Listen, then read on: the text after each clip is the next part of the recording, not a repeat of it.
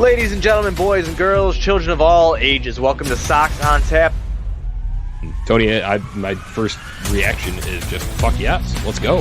Sox versus the Twins. That's where it all starts. It all starts taking care of business in-house in the Central Division. That's right, I'm a meatball. You got to bring that top button swag, baby. It is always great to beat the Cubs. And I'm a homer, so I always say they're gonna. Dallas Keuchel Lansing got some beards that you should be afraid of. What everybody said when he gets out there, it's me versus the other guy, and I'm going to beat him. So I just love that mentality. It's cool and fucking tough. Steve, would you say that Tony is mad online? I would definitely say that. The White Sox winner.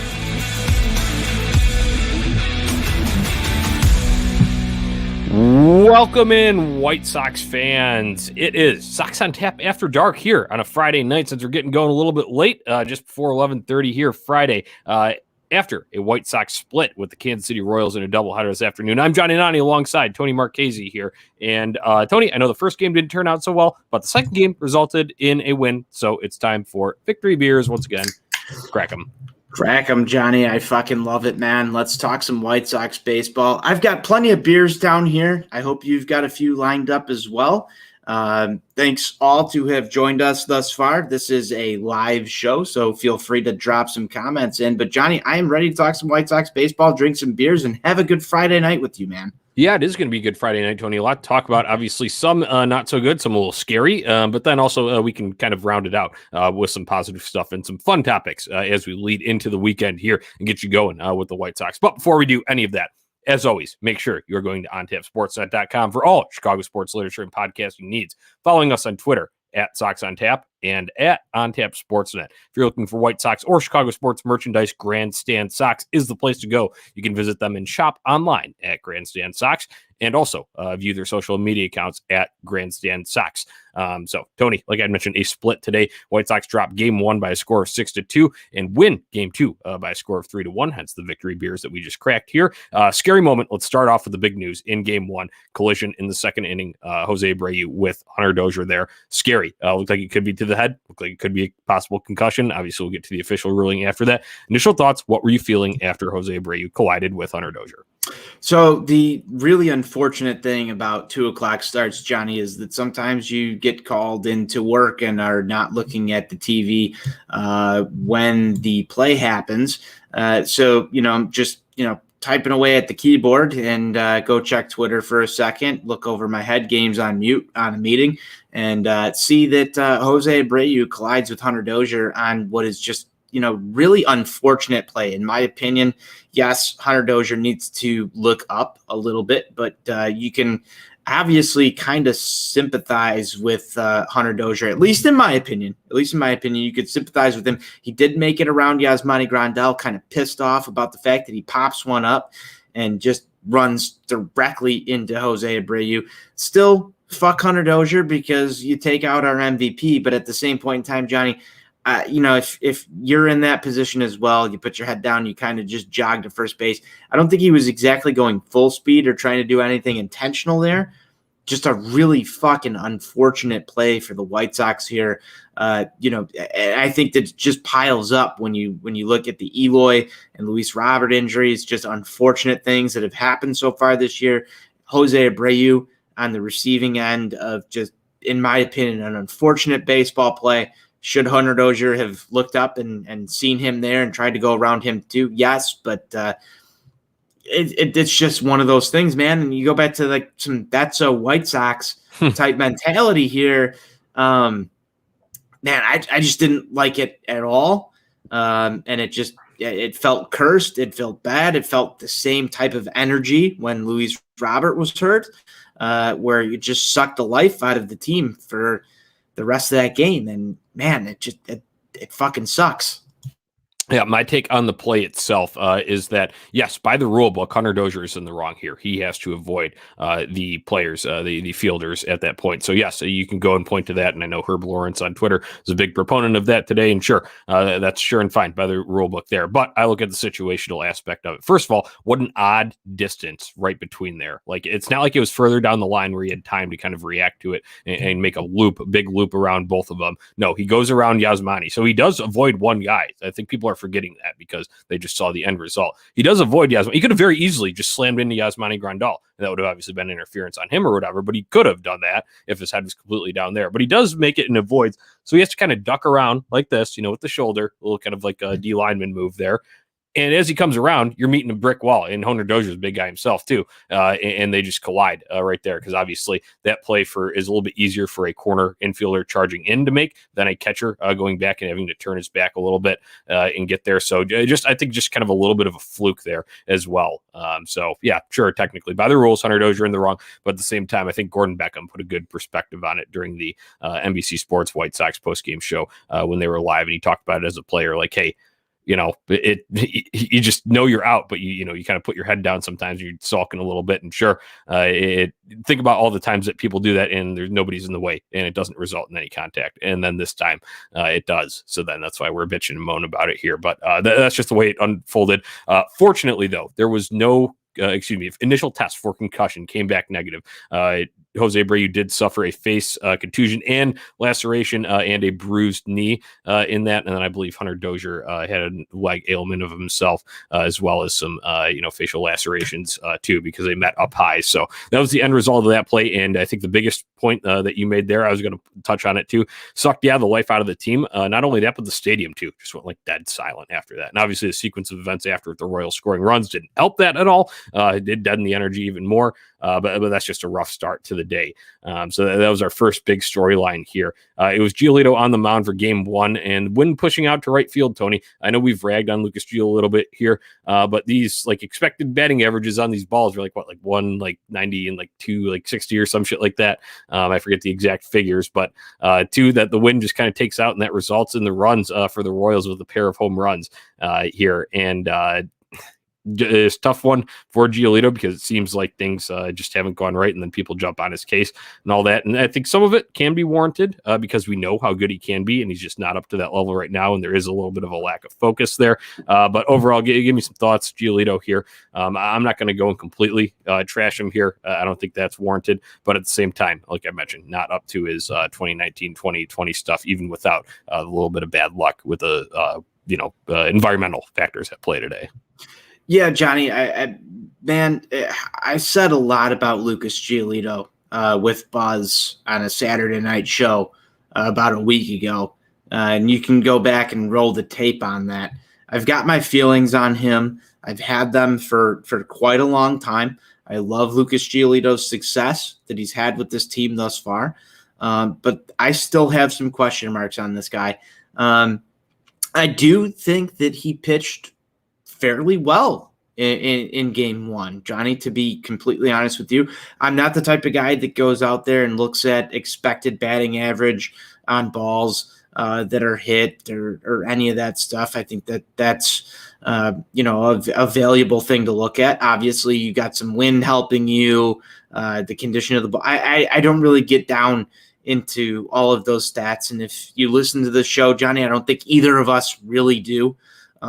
When it comes to, advanced stats in that matter. What matters to me is end result. At the end of the day, though, I think Lucas Giolito pitched fairly well. This wasn't a completely terrible blow-up start for Lucas Giolito. Could have been much worse. Obviously, you don't like the end result of what he put up here, and I think some of the same things still apply. When it comes to mentality, I was not exactly happy with some of the performance. In fact, one of the things that eats me up the most about this start is the missed double play where he doesn't cover first base. So there's some extra things about Lucas Giolito's performance on the field today that don't exactly, you evaluate. They don't this. inspire confidence. Yeah, it doesn't inspire confidence. He hasn't really inspired confidence at all much this year. To be honest with you, outside of the commercial from the guaranteed rate thing, like that inspires me to go from the worst pitcher in the American League to getting a great mortgage. That's great. But his performance on the mound just leaves me thinking I'm going to get a really fucking bad interest rate on the thing at the end of the day. So I want to see better from Lucas Giolito. I want to see him be able to, secure the rate for me. And, lock me into the 3.02 ERA instead of a 6. It's just better math at the end of the day. But I really want to spin this 1 second here. Tony La Russa actually had a really good post-game show on this when he was asked about Lucas Giolito's start and whether or not he felt that he was dominant enough today. And Tony La Russa comes out there and says that outside of those 2 balls that were hit well enough into right field, caught the wind and got out of the stadium, he was pretty dominant. I really love the fact that Tony La Russa steps up and takes the doubt off of Lucas Giolito. That's got to be a weight off of his shoulders, and I don't think that that's going to get talked about enough in the media. So I'm going to say it. Wonderful job in the postgame from Tony La Russa there to put his support behind, quote unquote, his ace here in Lucas Giolito, and I think that should help him going forward. What are your thoughts? Yeah, I mean, you kind of aired out all that kind of extracurricular stuff. I want to talk about the tactical in-game stuff here, and that was, even though the White Sox lost this game, and like I mentioned, the bulk of the runs from Lucas Giolito coming off of home runs, a Taylor 2-run shot in the second, and then there was the Perez 3-run shot, both out to right field, like I mentioned, the wind pushing to right field there to make it, that was the 5th run, and then Giolito still gets you through 6 here, though, in this game. And then you go. What did I say last night, man? Yeah, this is exactly what we were talking about what you needed. So, we expected a winning, effort in him to go like the complete distance and the Royals only scoring like 1 run in this game. But either way, that's not how it worked out. But I think going 6 is still big here, just given that it is a doubleheader. And then obviously they needed these bullpen arms, which we'll get to in game 2. And then there's still games on Saturday and Sunday as well, which we'll get to as well towards the end of this thing. But then you go to the guy that was the 27th man for this, and that's Alex Mcrae. So unfortunately, you never like to concede a game, but it's pretty much mop-up time at this point, and he does let up 1 run that ends up making this thing 6-2 in this game. But I think that's still big, even if he's not going to get the win here. Especially, sometimes you just got to cut your losses a little bit and play for the next one when we're in early May here, or mid-May. And obviously it's a different scenario if you're chasing the pennant down the stretch and chasing the playoff spot or whatever it may be, or a seed within the playoffs, and it's talking about late August and September. Might be a little bit different mentality, but I did not mind Lucas Giolito's effort overall. Like I mentioned, a little bit of unlucky there, and then also Alex Mcrae able to mop up that last inning, even though he did give up the 1 run that saved the bullpen for what we're about to talk about here. I'm done talking about this loss, Tony. We had the injury. We had some bad luck with the wind pushing out there. We have the Lucas Giolito tripes that kind of have dominated a lot of the social media presence when covering this team. Fuck that noise. Let's get into the win here, because that's why we're drinking victory beers and Sox on Tap after dark. One last thing I want to say, though, is that during that start, Johnny, I'm in a lot of different text groups with White Sox fans. There was a sense amongst people that wasn't necessarily being put out onto White Sox Twitter. And this is various people who are out there. I'm not going to name any names, but there was a sense during that start, Johnny, and I think it's valid, that people are legitimately worried about Lucas Giolito going forward. These were all private messages. Again, I'm not naming any names. You were, I'll name one name. You were part of at least one of them. But there were people who are legitimately worried about Lucas Giolito, and I feel like that's valid to say. I have some concerns of myself too, and I have aired them out to you via that and on the show too. So it's not all just behind closed doors when we're talking about that stuff. And I think it's it's legitimate too, because think about it though, he set the bar high for himself with this 2019 All-Star campaign, with what he's able to do, and like that dominant start. That's what we know he can be in that playoff series. The one game that the White Sox did win in Oakland last year. So he set the bar high for himself, and people kind of expect that. And also he's playing for a contract too. I think that's the biggest thing. If he wants that $200 million contract, he's got to earn it. He's got to go out and pitch like it. And recency bias is a very real thing when talking about that stuff. Think about guys who have gone on a tear and gotten a big contract. James McCann. Okay. All right. That about wraps it up for this one going year. Deep there. Just cutting in deep. Well, it's true. So that's just one of the examples that came to the top of my head. Like I said, fuck this noise. Let's go talk about a win here. Let's go talk about a win. I've got more beers. We got to crack more beers. Yeah. Let's do this. Yeah, White Sox take game 2 of this Friday doubleheader by a score of 3-1 here. Michael Kopech, the spot start king. What'd you like from him? I love watching Michael Kopech pitch. And I know that you and I both had this thing last year. I did not like the opt-out. I know you didn't like the opt-out. Obviously, we're not going to get into Michael Kopech's history with whatever he had to deal with. Obviously, I respect it. It's okay. I just didn't like the opt-out.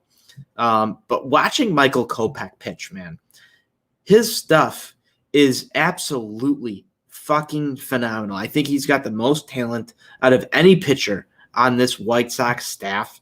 I think he is the key to everything here when it comes to pitching. I think he is your number one guy in 2 to 3 years. I think he is your absolute ace of this staff.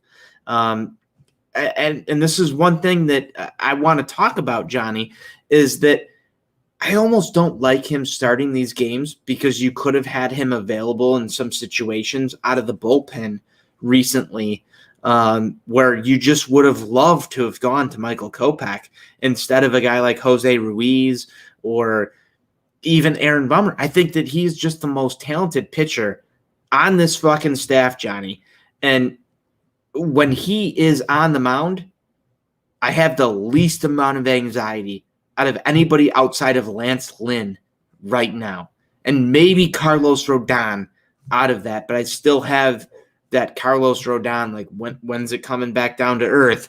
Lance Lynn and Michael Kopech are the two best pitchers on this team because of how you feel when they are in the game. Lance Lynn can pitch out of anything. Michael Kopech, I truly believe if you have the bases loaded, he's going to get the job done. Doesn't matter if there's 1 out, 2 outs, no outs. Those are the two guys who I would absolutely trust out of anybody to work out of that situation. I would not trust Lucas Giolito. I would not trust Carlos Rodon. I would not trust Aaron Bummer to get me out of an inning where I've got 3 on, nobody out. Those are the two guys that can do it. They're the best fucking pitchers on this staff. They have the nastiest stuff. You can get up there and hit fucking 99 miles an hour. Give him that gas. Like, I fucking love it, man. Like, I wish Hawk Harrelson was in the booth to fucking call a Michael Kopech strikeout.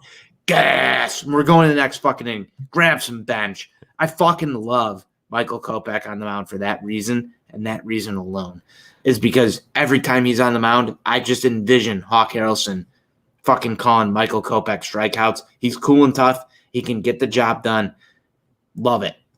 That's all I've got to say. So breaking down some of those, I mean, all the points that you made about him, just, mentality-wise and why you trust him there. I'm fully on board with you there. I am going to disagree, though. I like him getting these spot starts because, one, it gives you the best chance to win. That's number one. And we want to win baseball games. We want to win as many baseball games as possible, separate this lead in the division. You're on top, fucking bury all the other teams while you're down. So that's number one for me. And two, I think it's big for both the arm building back up to that, stretching back out to a starter.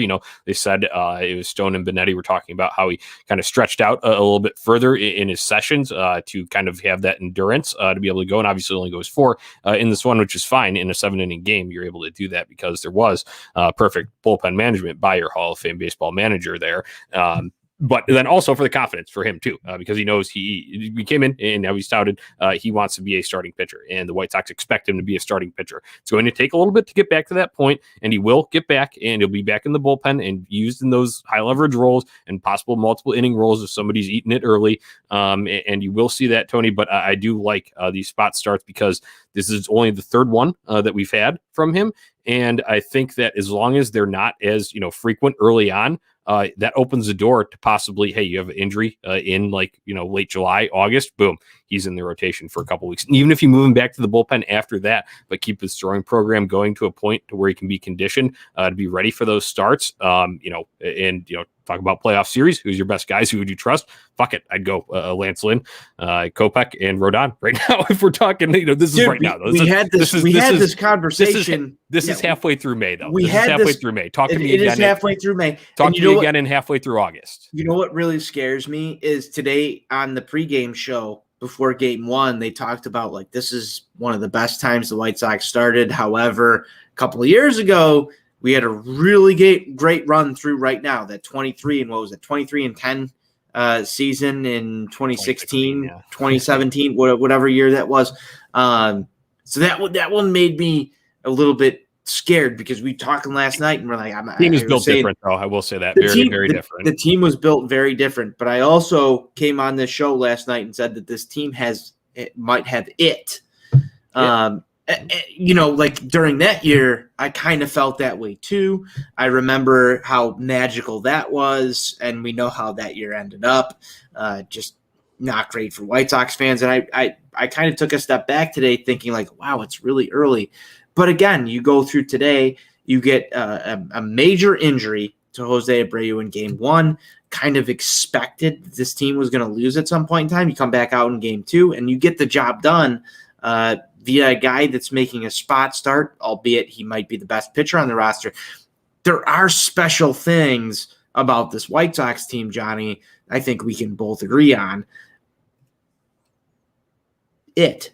Yeah, they got it. We talked about it a little bit last night, and if we have to explain it to you, you just don't get it. And maybe we can't even define it yet, but I think we will once we get through, more of a bulk of the schedule here. So let's move on. That was Michael Kopech talk there to start this. Obviously, he got the spot start in game two, went 4 innings, 2 hits, 1 earned run, came via a Carlos Santana home run, solo shot, and 2 walks, 5 strikeouts for Kopech, so solid day. And then after, let's get into some White Sox scoring here, because in the bottom of the second, Eaton led off with the double. And then Vaughn Gone Summer, Chapter 2. It's open, baby.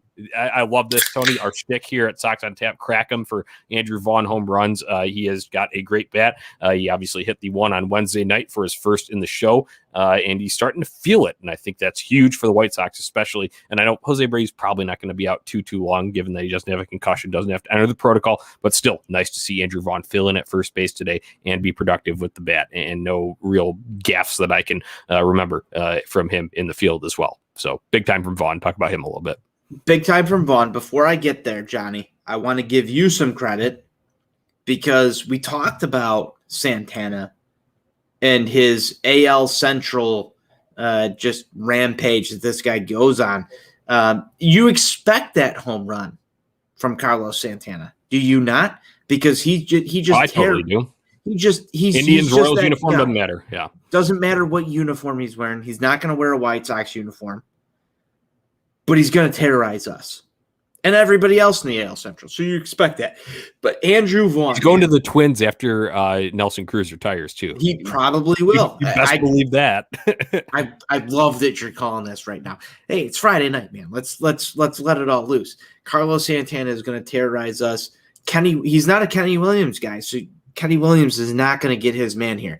Andrew Vaughn, I love what he is doing right now, Johnny, because I kind of doubted it to start this year. I kind of doubted it. Guy hasn't seen AA, AAA pitching. You want a little bit of seasoning. Maybe I've got Gordon Beckham PTSD. But this guy has come up and looked as comfortable as any other major league hitter this year. And you see it happening right now, Johnny. You see it fucking happening. He is hitting the ball as well as anybody else in the major leagues. Just able to fucking put great swings on baseballs. Even when he does not make contact with the baseball, his swing looks fucking awesome. He looks like a baseball player. He looks like that type of guy. And this is Andrew Vaughn is going to be a star for the White Sox. I was having this conversation during game 2 with everybody who was watching in the garage. Andrew Vaughn might hit 7th. He might hit 6th on a roster that is extremely competitive, but could probably go to a couple of other teams that are in the major leagues right now and hit 3-4. I don't doubt it. I mean, the talent's there. The bat's there. I mean, there's a reason why he was the top bat in that draft, and we talked about this a little bit on Thursday night too. So, just impressive stuff from Andrew Vaughn. So join in on the Vaughn Gone Summer. That's our little shtick with Andrew Vaughn over at Sox on Tap. Tweet along with us there.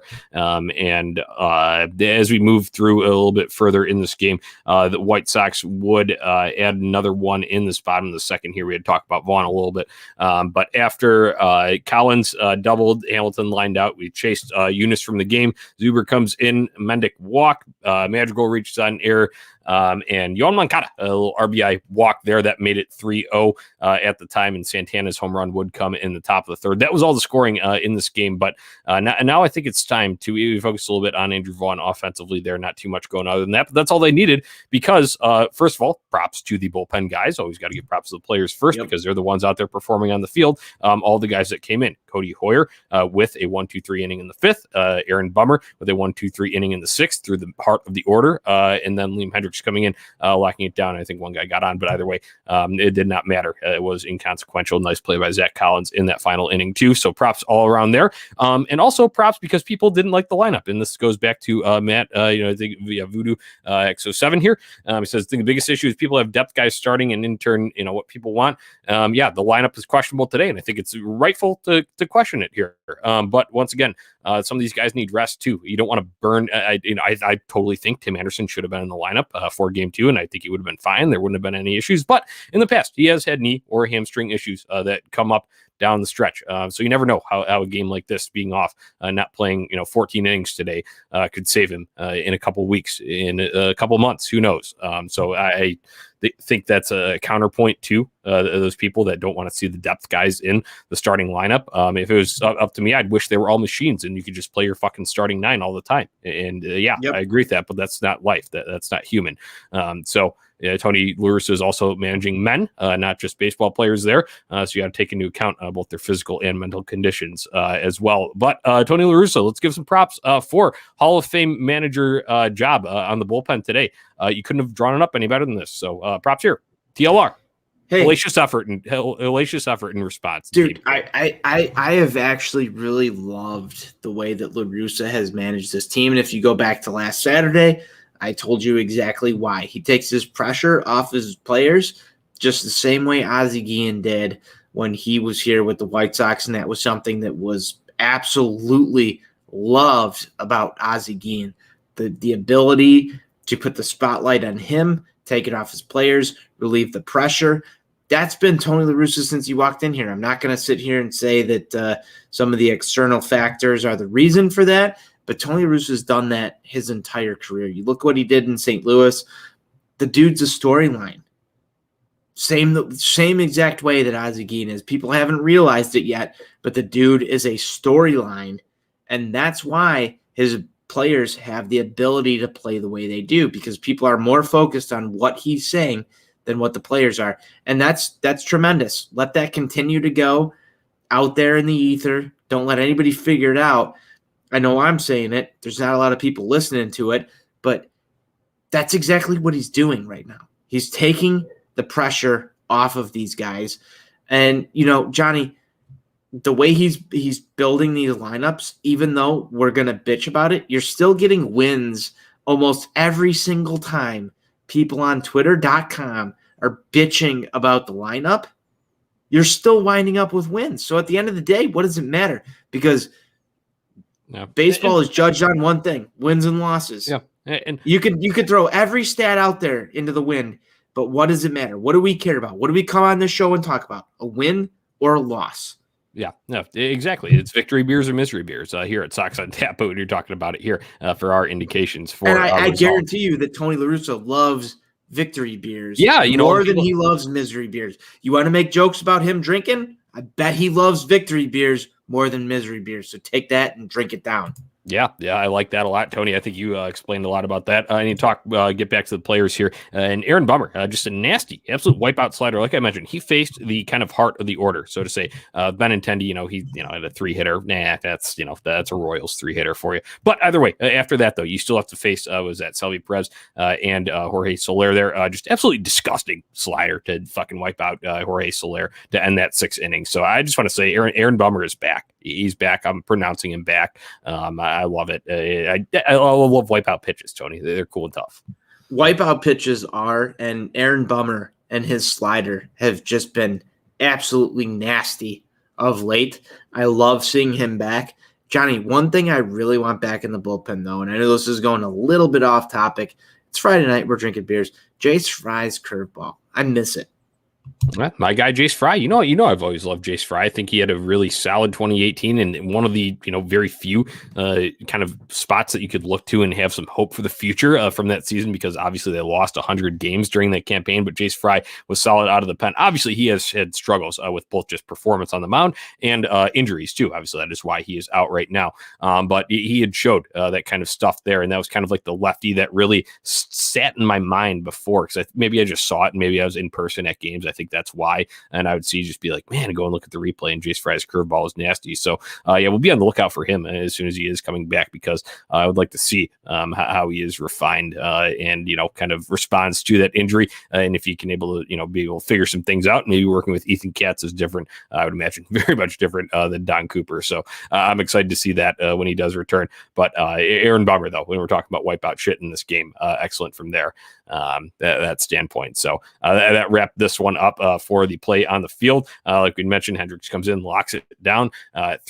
Zach Collins, real quick, I guess. Last point here, Zach Collins, real nice play, because old friend Jared Dyson gets on with a bunt with one out in that top of the 7th inning. And then the next play is a little dribbler. It wasn't a bunt. It was kind of like a swinger, a little roller that just goes down the line there. But Collins, I'll give him a lot of credit here. Jumps up, has to go field it with his back towards the base, spin, make a nice throw, and that that could easily go down the line. That could easily be not in time, but either way, that relieves the pressure. And then there's just a little line out there to end it in the top of the 7th, and that was ball game. White Sox win 3-1 here. So I just wanted to shout out some props to some guys that made the plays that ended up locking this thing down. So final thoughts from Friday, and then we can get into Saturday's game. Final thoughts from Friday, Johnny. Would have loved to win that first game. Would have absolutely loved to win that first game.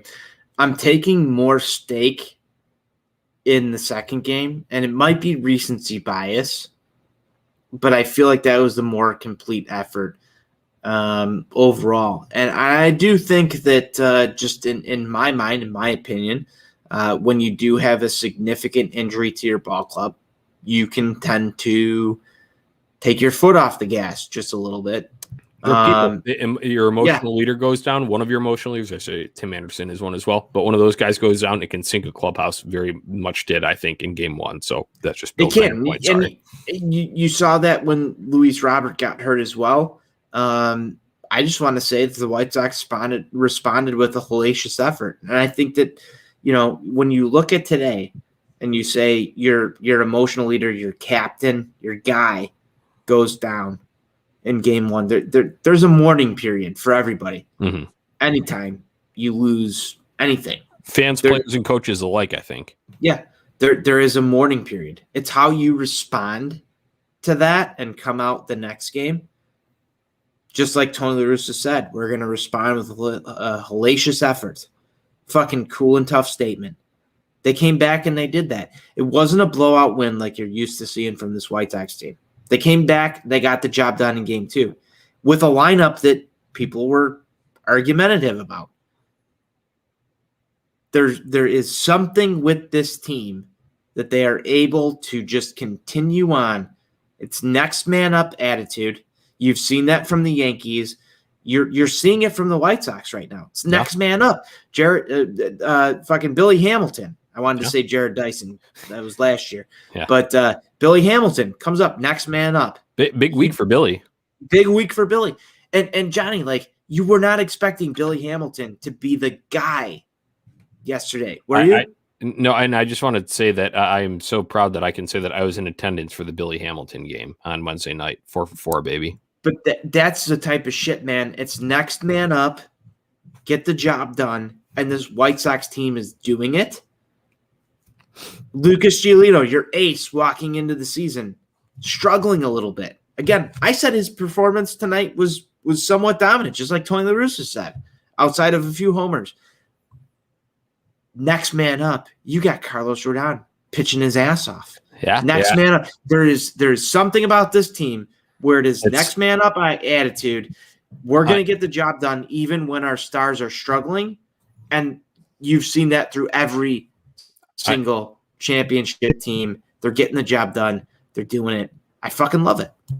I want to give a shout out to our guy over at On Tap Sports, Andrew Kinsler. You hear him occasionally on the show throughout the season. But he had said, and he put out a tweet the other day, and it didn't get a whole lot of engagement. And I think it deserves more, especially after a win like tonight. And that is this 2021 team has the quality of resilience, which was very much not present in teams dating back to, I mean, as far as you can really remember.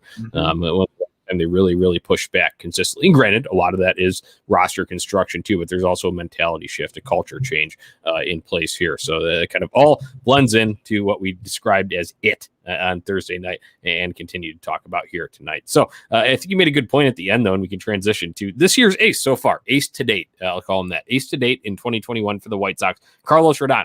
Takes the hill on Saturday night against Mike Minor of the Royals. This will be a 6:10 p.m. Central Time start at the rate. Obviously, NBC Sports Chicago is where you can find this game on television and streaming. So, Tony, what are we expecting here? First of all, I mean, I think I'm just expecting a win, but performances, trends, will we get Jose Abreu back? All this shit, air it out for me.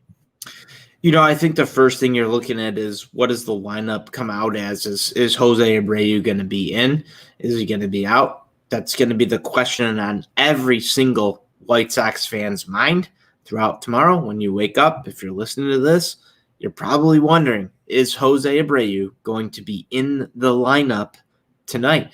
That's TBD, man. And I don't know if he's going to have a significant impact, whether or not he's in or out of the lineup. I'm going to put this one right on Carlos Rodon. How are you going to come out and continue your performance so far this year? I think Carlos Rodon against the Royals, his confidence is at an all-time high right now, Johnny. He has been pitching lights out. I expect that he's going to come out and continue his same old campaign that he's had this year and put the White Sox in a position to win a ball game. The offense, regardless if Jose Abreu is in or not, needs to go out and give him some run support. There's your recipe for success. It's going to be a win amount. Yeah, no, absolutely. I'm predicting a win too here. Just some factors here regarding Jose Abreu and his status for tomorrow. Obviously, nothing official yet. They're not going to announce that. That's not going to come out until you're not going to know until the lineup comes out at some point on Saturday afternoon, or unless they meet with the media earlier in a morning session. So, but our guy, thanks to Josh Barlog on Tap Sportsnet contributor for commenting here. He says doubtful, probably more sore tomorrow. I would imagine that too.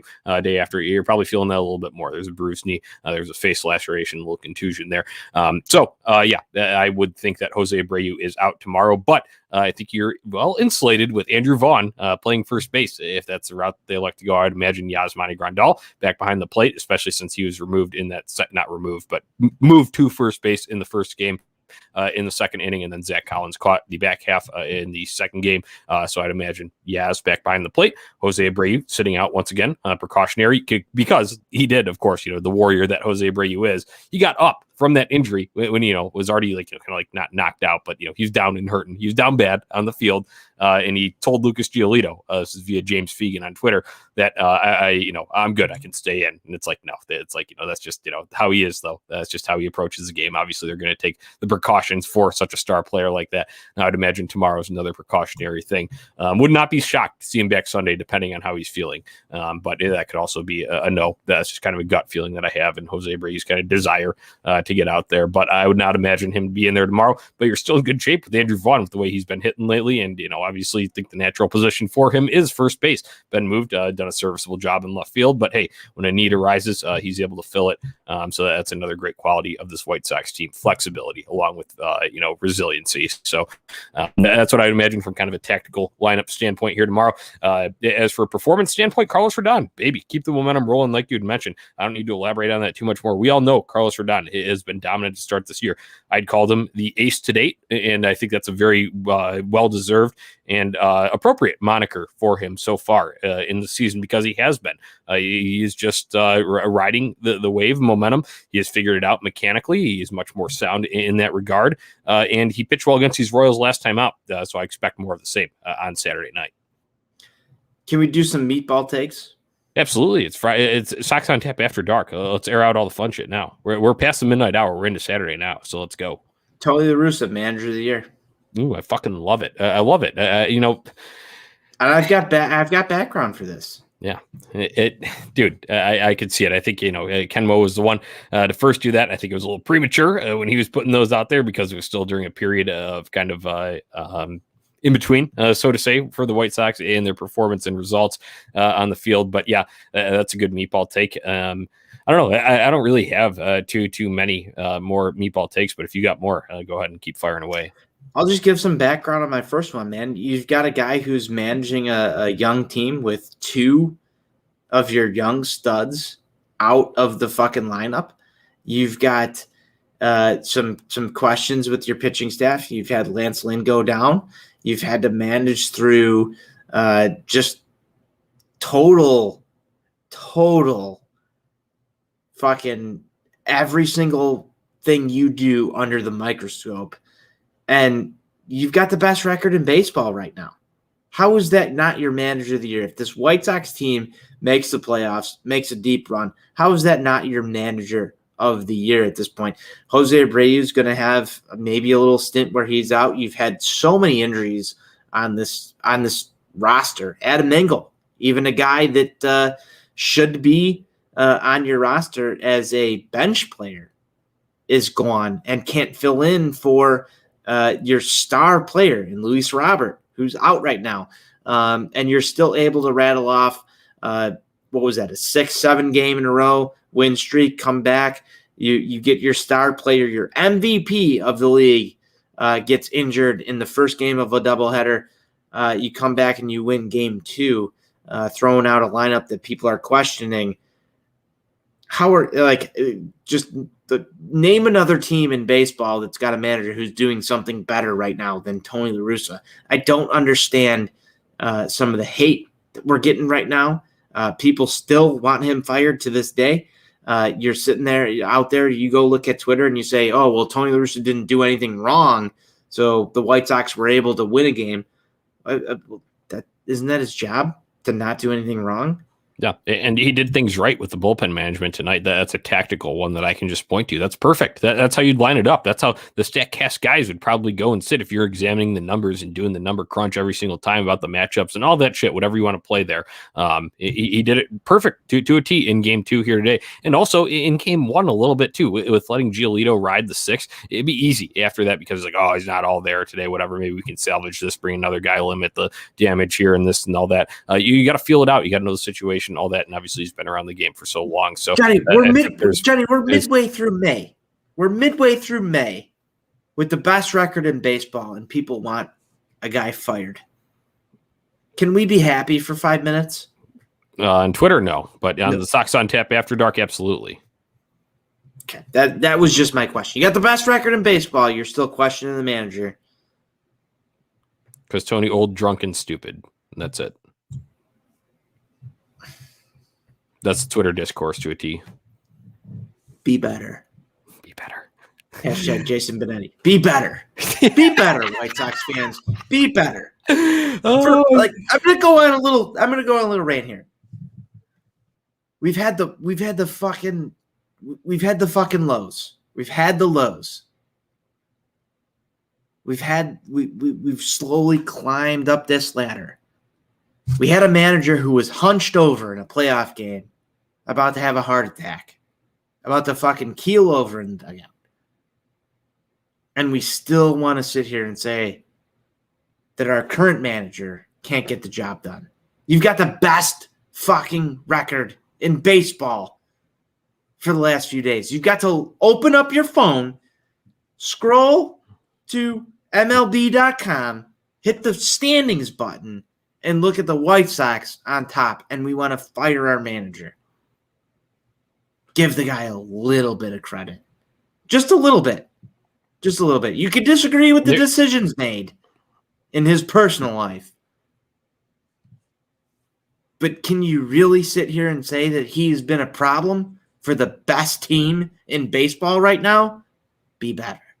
No. be just a little bit better. And I'll give credit where you can't. I can't. I don't have all the receipts to go and point out who's saying what and all that. But I have seen some, at least, do that. So props to people that are and who weren't on board with them too. And I also, it wasn't my pick too. As I'm sitting here, and as AJ Hinch would have been my pick for the White Sox manager too.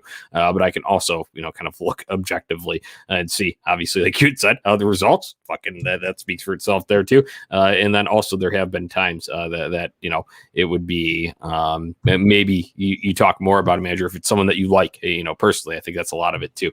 It's that you just don't like the person, just go out and say that. To put out a tweet that says I hate Tony La Russa as a person. That's what you do, and that's that. But don't pile on and try to rag the baseball sort of decisions, especially it makes when they're good and when they produce wins and when two more follows gone. Two more follows gone after saying I checked the Twitter. I love it. Yeah. You weed out the cuckoldry here on these late night shows, Tony.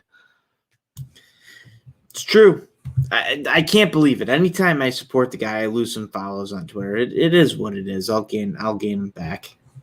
No, so I'll try harder. All right. Now that we're through that, I remember that we did not do this on the last show, so I want to make it a point to be able to do this here. Let's get a pick to click for Saturday night's game here from you. It's hard to do this, Johnny, not knowing what the lineup's going to look like tomorrow. But I would imagine that Nick Madrigal should be starting, and I have not been a big Nick Madrigal, Johnny. You know that. I've not been a big Nick Madrigal supporter, but I've actually grown to love his game so far this year. The ability to get on base in today's baseball game is just a little bit different. So I'm not looking for the home run from him, but I'm looking for 2 singles, maybe a double. I think Nick Madrigal drives some offense tomorrow. Yeah, I like that. I'm going to go with, especially since we have a lefty hurler on the mound in Mike Minor, I'm going to go with Andrew Vaughn, a guy who, stepped up tonight, hit his second career home run, and, just been swinging it well lately. And, if Jose Abreu, which I predicted will not be in the lineup, obviously that's not for sure. It's not confirmed. Anything we won't know until tomorrow. But either way, I think Andrew Vaughn draws into the lineup, given his recent production, and gets the job done, at least in some form, even if he doesn't leave the yard. I could see him providing a big single, double, whatever it may be in a big spot. So I'll go with Vaughn for my pick to click for Saturday night's game. Last thing we got here is shout outs. We haven't done shout outs in a while. And I like to highlight some loyal followers, and this is across the On Tap network. This guy started out and was interacting with us throughout the end of last season and throughout all of this hockey season over at Four Feathers Pod, and that is Kirk Zappa.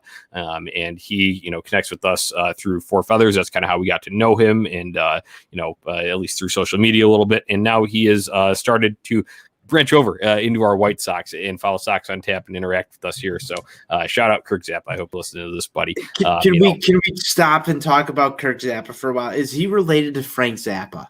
I need to know the answer to this. Is this like his son, maybe grandchild, Frank Zappa? I don't know, but I love Kirk. I love the jump over to the White Sox train. I saw that as well, Johnny. And I love that shit. Big Blackhawks guy, big Four Feathers guy.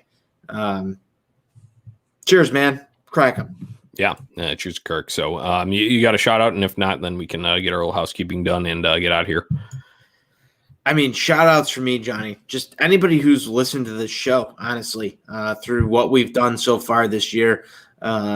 If you've stuck around, hang out, post in the live chats, love everything you're doing. Anybody who's listened to the show.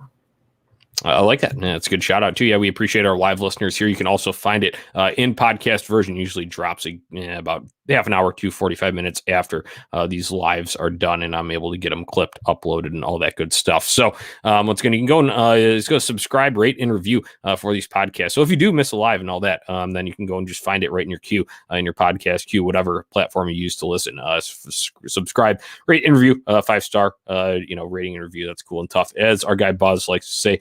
And other than that, make sure you're visiting OnTapSportsNet.com, where you can find all of our written content about the White Sox and all other Chicago sports teams. You have a great team of contributors over there that cover, all things in all sports for Chicago. OnTapSportsNet.com is the place to go to find all of that stuff. And if you're looking for White Sox merchandise or Chicago sports merchandise in general, they got it all there at Grandstand Sox, located right by the ballpark. You can visit them online and shop there at GrandstandSox.com. Follow them on social media for posts about new products and trending stuff at Grandstand Sox as well. So, Tony, it was a split today.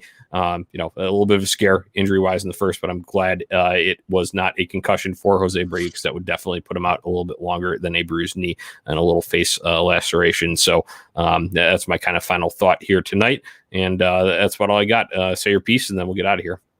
Herm Schneider came in there and saved Jose Abreu of a concussion. There we go. Can't change my mind. A little tinfoil hat time at the very end here. Yeah, you gotta get the ghost of Herm Schneider into the White Sox locker room to save you. But man, it's just great talking about a win. I know we had a loss today too, so it feels just a little bit cheated. I think the White Sox could have gone 2-0 today, and it would have been a glorious, glorious post-game show. But it's always great, Johnny, drinking victory beers on a Friday night. Love doing this shit, especially with you, man. Cheers. I think we're going to take this series. The White Sox have been so far a great team to watch. We should continue to have fun. Jose Abreu will be back. They've got it.